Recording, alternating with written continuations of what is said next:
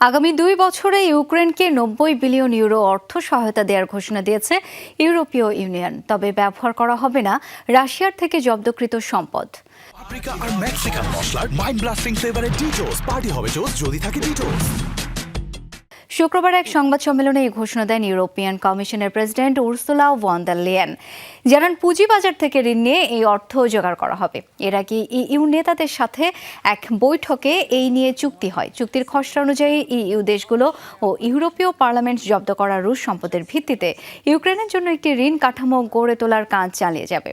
এই ঋণ ইউক্রেন কেবল তখনই পরিশোধ করবে যখন মস্কোর কাছ থেকে যুদ্ধের ক্ষতিপূরণ পাবে। ততদিন পর্যন্ত রুশ সম্পদগুলো জব্দ অবস্থায় থাকবে এবং প্রয়োজনে ওই ঋণ পরিশোধে সেগুলো ব্যবহারের অধিকার সংরক্ষণ করবে ইইউ।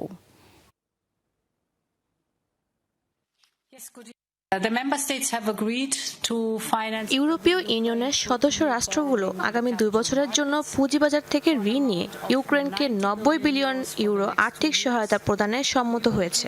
কয়েক সপ্তাহ ধরে আলোচনা শেষে আমরা এই সমাধান বের করেছি। এখানে একটি গুরুত্বপূর্ণ বিষয় হলো ইউক্রেন কেবল তখনই ঋণ পরিশোধ করবে যখন রাশিয়ার কাছ থেকে ক্ষতিপূরণ পাবে।